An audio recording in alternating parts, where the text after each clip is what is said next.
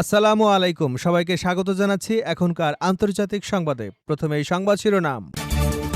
শুরুতেই থাকছে জনপ্রিয়তায় ধস, ইসরায়েলিদের বড় অংশই এখন আর নেতানিয়াহুকে চায় না। এক জরিপে দেখা গেছে অধিকাংশ ইসরায়েলি চান নেতানিয়াহু রাজনীতি ছেড়ে দিন। ইসরায়েলের চ্যানেল 12-এর একটি নতুন জরিপ ইঙ্গিত দিচ্ছে যে শরৎকালে অনুষ্ঠিতব্য জাতীয় নির্বাচনে অধিকাংশ ইসরায়েলি বেঞ্জামিন নেতানিয়াহুর পুনর্নির্বাচিত হওয়ার বিপক্ষে রয়েছেন।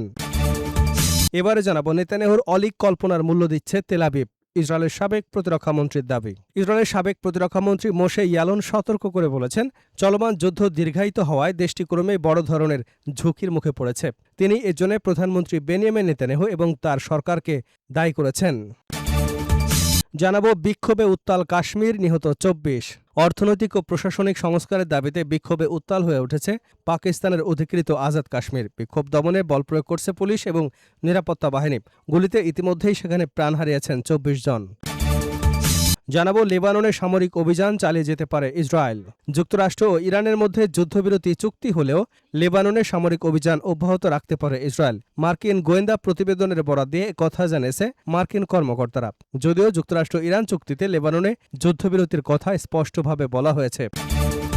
এবারে থাকছে অবরোধ বিক্ষোভে অচল বলিভিয়া, জরুরি অবস্থা ঘোষণা। গত কয়েক সপ্তাহ ধরে চলা সরকার বিরোধী বিক্ষোভের পর জীবনযাত্রার ব্যয় বৃদ্ধি এবং অর্থনৈতিক চাপের মুখে বলিভিয়ায় জরুরি অবস্থা ঘোষণা করা হয়েছে। শনিবার বলিভিয়ার প্রেসিডেন্ট রদ্রিগো পাস এই জরুরি অবস্থা ঘোষণা করেন। এবং সর্বশেষ জানাবো যুদ্ধবিরতির পরেও লেবাননে ইসরায়েলি হামলা, নিহত 16।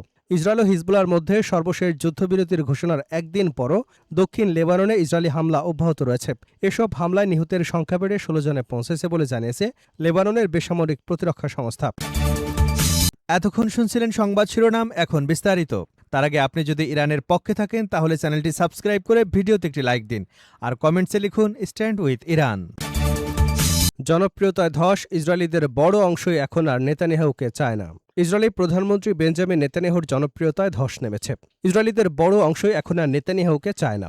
এক জরিপে দেখা গেছে অধিকাংশ ইসরায়েলি চান নেতানিয়াহু রাজনীতি ছেড়ে দিন। ইসরায়েলের চ্যানেল 12-এর একটি নতুন জরিপ ইঙ্গিত দিচ্ছে যে শরৎকালে অনুষ্ঠিতব্য জাতীয় নির্বাচনে অধিকাংশ ইসরায়েলি বেঞ্জামিন নেতানিয়াহুর পুনর্নির্বাচিত হবার বিপক্ষে। জরিপে দেখা গেছে যে অংশগ্রহণকারীদের মধ্যে 59% মনে করেন যে ইসরায়েলি প্রধানমন্ত্রীর রাজনীতি ছেড়ে দেওয়া উচিত এবং নির্বাচনে প্রতিদ্বন্দ্বিতা করা উচিত নয়। অন্যদিকে 33% তার প্রার্থিতাকে সমর্থন করেন এবং 8% এখনও এ বিষয়ে সিদ্ধান্তহীন। ইসরায়েলের সাবেক প্রতিরক্ষামন্ত্রী নেতানিয়াহুর অলীক কল্পনার মূল্য দিচ্ছে তেল আবিব। ইসরায়েলের সাবেক প্রতিরক্ষামন্ত্রী মোশে ইয়ালন সতর্ক করে বলেছেন, চলমান যুদ্ধ দীর্ঘায়িত হওয়ায় দেশটি ক্রমেই বড় ধরনের ঝুঁকির মুখে পড়েছে। তিনি এজন্য প্রধানমন্ত্রী বেনিয়ামিন নেতানিয়াহু এবং তার সরকারের নীতিকে দায়ী করেছেন। ইসরায়েলের চ্যানেল 12-কে দেওয়া এক সাক্ষাৎকারে ইয়ালান বলেন, প্রধানমন্ত্রী নেতানিয়াহু এবং সরকারের বাস্তব চিন্তা ভাবনার মূল্য ইসরায়েলকে দিতে হচ্ছে। তিনি অভিযোগ করেন, 2024 সালের অক্টোবর থেকে লেবাননের সঙ্গে আলোচনায় বসা উচিত ছিল সরকারের, কিন্তু তা না করে যুদ্ধ পরিস্থিতি দীর্ঘায়িত করায় ইসরায়েলি সেনাদের প্রাণহানি অব্যাহত রয়েছে। তার মতে এই পরিস্থিতির পেছনে ব্যক্তিগত এবং দলীয় রাজনৈতিক স্বার্থ কাজ করছে। সাবেক প্রতিরক্ষামন্ত্রী আরও দাবি করেন, নেতানিয়াহু তার উগ্রপন্থী জোট সরকারকে টিকিয়ে রাখার উদ্দেশ্যে যুদ্ধ দীর্ঘায়িত করছেন। তিনি বলেন, ইসরায়েল নির্বাচনের দিকে এগিয়ে যাচ্ছে।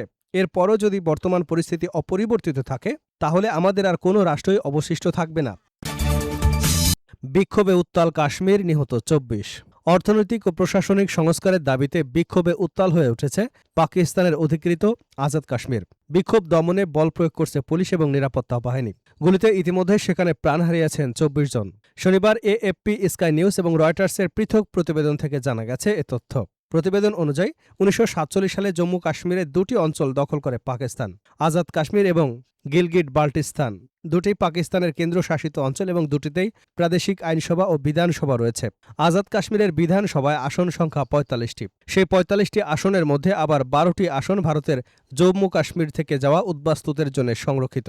বিধানসভায় সংরক্ষণ ব্যবস্থা তুলে দেওয়া এবং কর্মসংস্থান বৃদ্ধির দাবিতে গত 5 জুন থেকে আন্দোলন শুরু করে আজাদ কাশ্মীর ভিত্তিক রাজনৈতিক দল জয়েন্ট আওয়ামী অ্যাকশন কমিটি। আন্দোলনের অংশ হিসেবে 9 জুন হরতালের ডাক দেয় জেএকে। মূলত সেই হরতাল থেকেই পুলিশ এবং নিরাপত্তা বাহিনীর সঙ্গে সংঘাত শুরু হয়। আন্তর্জাতিক সংবাদ মাধ্যমগুলোর বরাতে জানা গেছে, আইনশৃঙ্খলা নিরাপত্তা বাহিনীর সঙ্গে সংঘর্ষে গত প্রায় 2 সপ্তাহে অন্তত 24 জন নিহত হয়েছেন, আহত হয়েছেন আরও বহু সংখ্যক। সেই সঙ্গে বিক্ষোভের সংশ্লিষ্টতায় অভিযোগে এ পর্যন্ত জেএকের 515 জনকে গ্রেপ্তার করা হয়েছে। এছাড়া বিক্ষোভকারীদের ছোড়া ইট পাটকেলে গত প্রায় 2 সপ্তাহে 97 জন পুলিশ কর্মকর্তা এবং বেশ কয়েকজন পুলিশ সদস্য নিহত হয়েছে বলে জানা গেছে।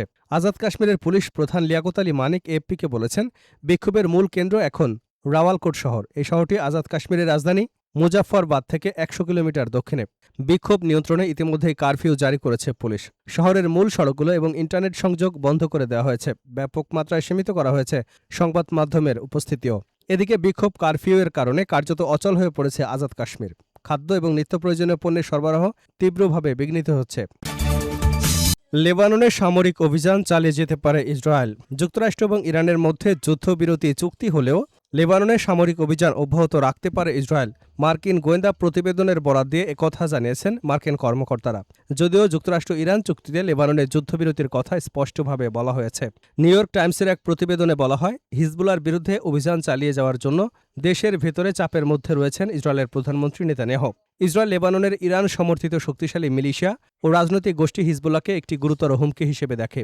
মার্কিন কর্মকর্তাদের মতে দেশটির গোয়েন্দা সংস্থাগুলোর ধারণা, যুক্তরাষ্ট্র ও ইরানের মধ্যে চলমান আলোচনা বাধাগ্রস্ত হলেও লেবাননের সামরিক অভিযান অব্যাহত রাখতে পারে ইসরায়েল। যুক্তরাষ্ট্রে নিযুক্ত ইসরায়েলি রাষ্ট্রদূত ইয়েচিয়ে লাইটার শুক্রবার বলেন যে তার দেশ অবিলম্বে যুদ্ধবিরতিতে প্রতিশ্রুতিবদ্ধ হয়েছে এবং লেবাননের সকল আক্রমণাত্মক অভিযান স্থগিত করেছে। তিনি জোর দিয়ে বলেন, ইসরায়েলি বাহিনী দক্ষিণ লেবাননে থাকবে এবং তেল আবিবে তার নিরাপত্তা বিষয়ে কখনো আপোস করবে না। তবে অভিযান স্থগিত করার এই প্রতিশ্রুতি টিকবে কিনা তা নিয়ে গোয়েন্দা প্রতিবেদনে সংশয় প্রকাশ করা হয়েছে। আবারও বিক্ষোভে অচল বলিভিয়া, জরুরি অবস্থা ঘোষণা।